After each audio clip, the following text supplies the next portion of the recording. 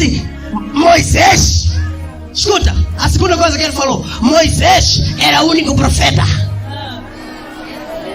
Naquela geração, Deus levantou o único profeta Moisés. Essa geração, Deus levantou o único profeta Cacau Filipe. Escuta bem, leu onde é isso você?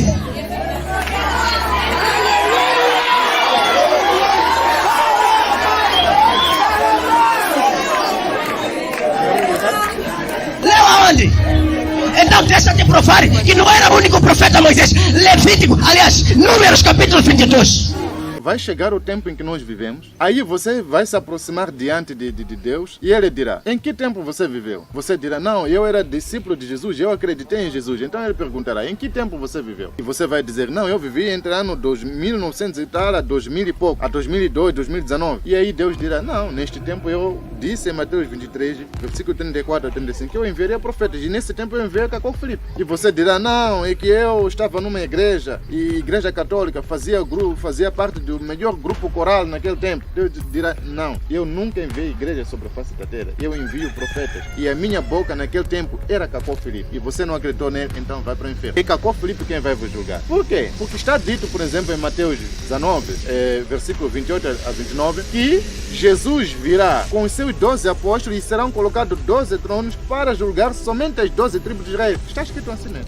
E em Romanos 2,16, Paulo também diz: eu, Paulo, no dia em que Deus julgar os segredos dos homens, será com o meu evangelho. Você vê? O povo no tempo de Paulo será julgado com o evangelho de Paulo. Jesus diz que serão colocados 12 tronos somente para julgar as 12 tribos de Israel. Quem de nós faz parte da tribo de Israel? Você é judeu? Não.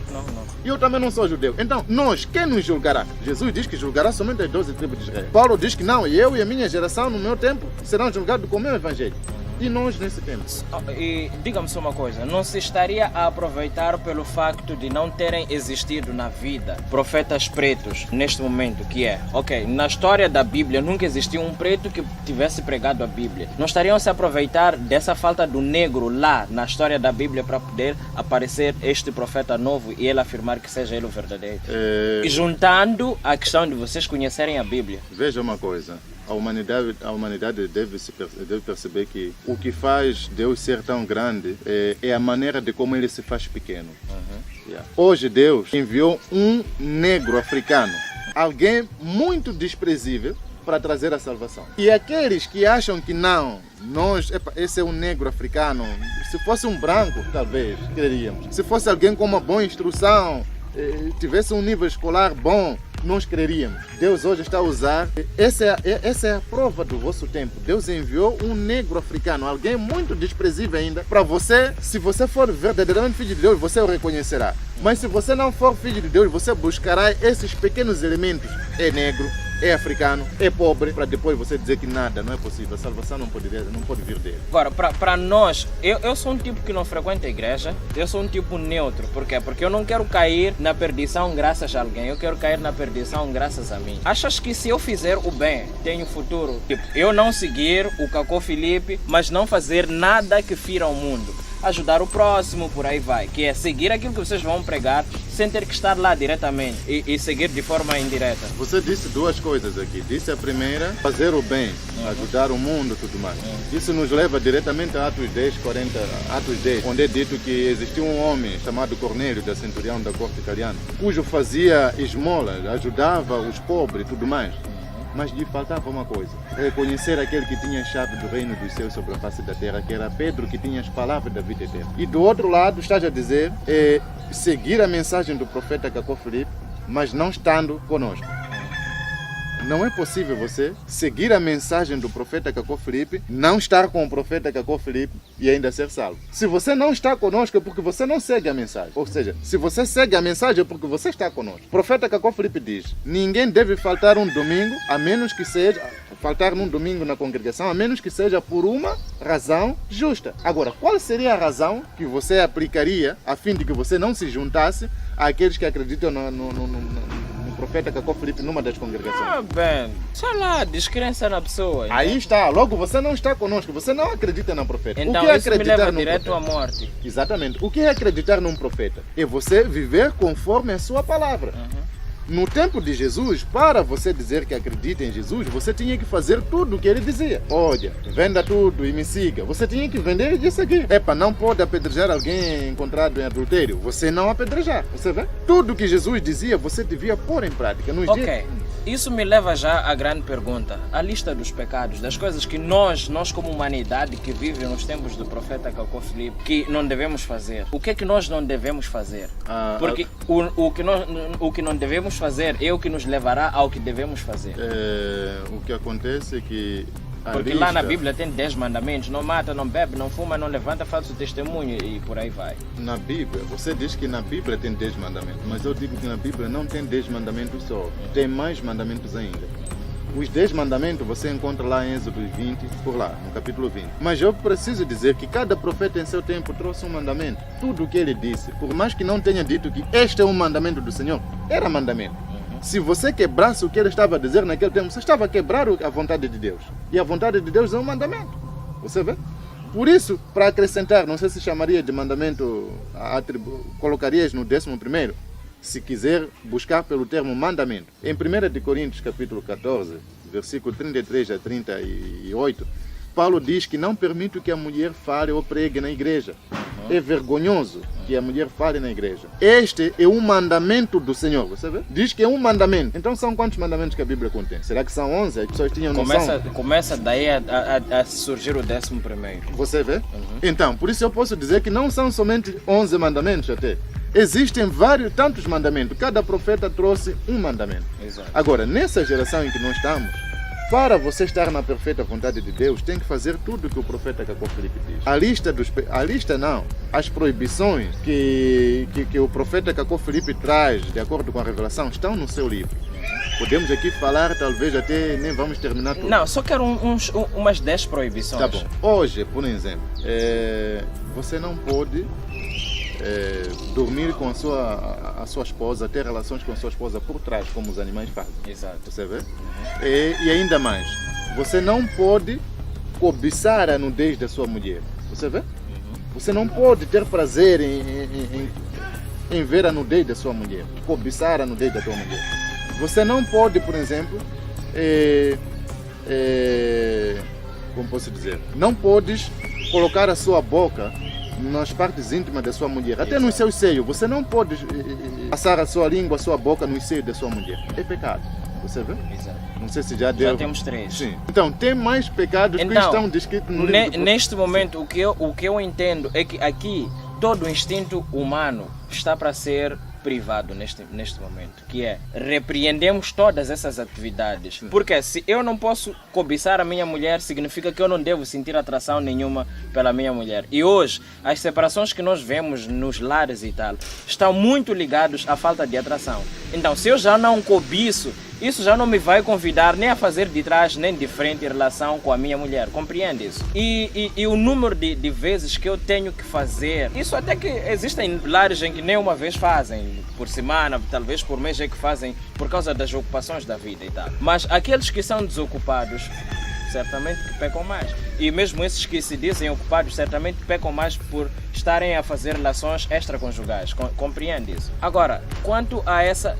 Não acha que seja contestável essa proibição de que não se deve cobiçar a sua própria esposa? Eu digo, não se deve tomar prazer em ver a nudez. Estou a falar da nudez. Sim, só de eu não sentir prazer em ver a nudez da minha esposa, isso significa que eu já não sinto atração por ela. Pode. E isso vai culminar num fim. Eu vou me sentir a prestar uma ajuda humanitária em ter que ficar com ela. Eu posso fazer uma pergunta para Sim, assim como para os que nos acompanham. Para os que são casados, eles casaram-se com a sua mulher, ou seja, tomaram a decisão de se casar com elas porque lhes viram nuas? Não. Porque lhes viram nuas, não, né? Porque desejava lhe ver. Não. Eu acredito que não é por aí. Se você for a ver, o que faz com que as pessoas tomem a decisão de viver junto, ter uma relação íntima, é o fato de mostrar uma certa... Ou seja, se conhecerem, falo de comportamentos. Né? Eu me apresento assim, eu mostro o que eu sou e você se contenta com aquilo que eu sou. Amor. Eu tenho amor para consigo, você também para comigo. Não é a nudez. Você vê? As pessoas... Nenhuma mulher vem nua diante do homem e o homem decide sim, é você com quem eu quero se casar. Não é assim. Você vê? As pessoas vão se conhecendo, elas conversam, epa, tal fulana é gentil, tal fulana é amável, ela trata bem as pessoas, consegue, sabe bem conversar, tudo mais. São essas coisas que vos levam até a estar num sítio juntos, numa relação íntima. Você vê? Exato. Então, não é a nudez que vai trazer problema ao ponto de as pessoas não terem atração um para com o outro. Não. Então, tudo está lá no livro do profeta Cacó Filipe de o verdadeiro amor não está no ato sexual. Não. O que alimenta um casamento não é um ato sexual. O que alimenta o casamento é exatamente o modo de vida que eles levam. Agora, imaginem que os velhos que estão já na fase em que nem podem se aproximar do repouso eterno. Exato. Então está a dizer que esses correm o risco de se separarem, porque não há sexo, então... Ok, eu tenho aqui, só para podermos caminhar mais para o fim, para poder gerir melhor o seu tempo, eu tenho aqui umas perguntas. Quando vinha para aqui, eu publiquei na minha página que eu vinha para aqui para vir ter consigo, e vou selecionar apenas uma pergunta, não, 2 perguntas. Só espero que... Vamos lá. Oi, boss, vamos lá. É que a maior parte das pessoas, você diz, manda a pergunta, depois começa a detalhar coisas. Bem, eu não sei se isto aqui é uma pergunta, mas vamos lá. Pergunta a ele é da Albertina Rantão. Pergunta a ele se conhece a passagem que diz: Cristo é o cabeça da igreja e cada um de nós ou cada igreja são membros de um corpo. Cada um faz sua função sem querer fazer as dos outros. E para eu responder se conheço a passagem ou não? No caso, a pergunta dela é se conhece. Essa pergunta tem a ver... Como é que gostaria de entender? Eu ainda não entendi. Se é para responder se eu conheço, eu vou dizer sim, conheço. E o que é que acha dela, essa passagem? Provavelmente... Aí já a pergunta tem que ser bem feita. Pode repetir para eu compreender.